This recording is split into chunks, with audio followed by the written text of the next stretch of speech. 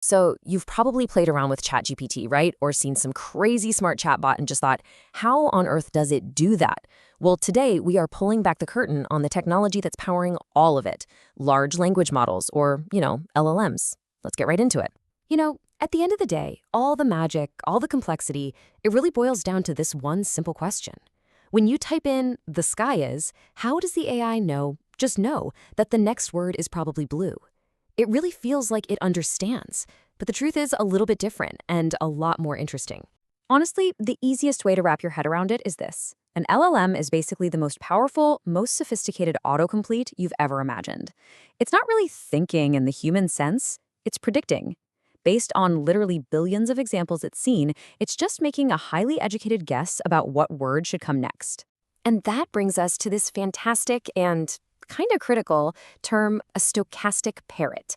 It's such a great analogy.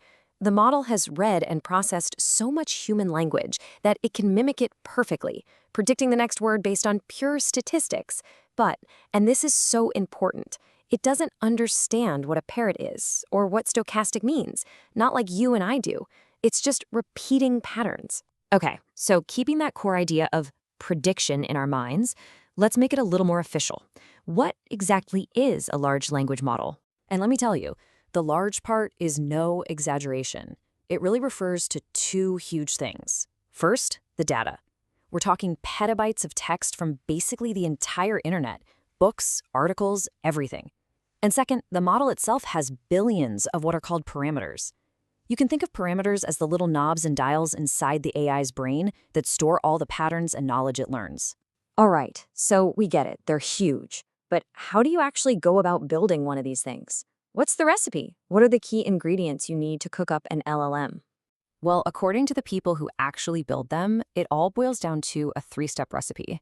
You need that massive pile of data we just talked about, a really clever neural network design called the transformer architecture, and then you put it all through a super rigorous training process. And just to give you a sense of what massive data really means, look at this number. If you decided you wanted to read all the text that was used to train GPT-3, and you read nonstop, 24/7, it would take you more than 2,600 years. That is just a mind-boggling, almost incomprehensible amount of information. Now that second ingredient, the transformer, was an absolute game changer. See, older AI models had to read a sentence one word at a time, and they'd often forget the beginning by the time they got to the end. But transformers, they look at the entire sentence all at once, in parallel, figuring out how every single word relates to every other word. It's how they get context so well. And finally, you've got the training, which actually happens in two main stages. First, there's pre-training. This is where the model just soaks up all that general knowledge from that massive data set. Then you have fine-tuning, where you take that generally smart model and you teach it a very specific skill. Researchers at Google have a great analogy for this. Pre-training is like teaching a puppy basic commands. Sit, stay, come. Fine-tuning is like that advanced, specialized training to make it a guide dog. So that's the how. But what about the what? How does all this incredible technology actually show up in the real world? Now that we know how they're built, let's see what people are actually doing with them. And here's the amazing part. A single, powerful LLM can be tweaked to do all of these things, and more. We're way beyond just simple chatbots. These things are drafting marketing emails, writing entire articles, generating and even reviewing computer code, summarizing long documents. The list just goes on. Their versatility is just incredible. But here's the thing. If you're a business or a developer looking to use this tech, you have to make some choices. It's not like you just pick the AI. You have to choose the right model for what you're trying to do, because they're not all the same. And the biggest fork in the road is this: proprietary versus open source. Proprietary models, the ones from big companies, are super easy to get started with, but they're kind of a black box. You don't know exactly how they work. Open source models, on the other hand, give you total control, total transparency. You can customize them however you want, but yeah, they usually take a bit more work to get going. And this leads to a really crucial point that you have to remember. While it's tempting to think the model with the most billions of parameters is the best, that's just not always true. Bigger isn't necessarily better. Sometimes a smaller, more focused open source model can actually be way faster, cheaper, and just plain better for your specific problem. Okay, we have to talk about the downsides. As amazing as these models are, they are so far from perfect. and it is absolutely critical that we understand their flaws and their limitations. The most famous problem is a word you've probably heard thrown around: hallucination. I just love this definition from an expert at IBM. They called it plausible sounding nonsense, and that's exactly what it is. The AI says something that sounds totally confident, totally right, but it's just plain wrong or completely made up. So why in the world does this happen?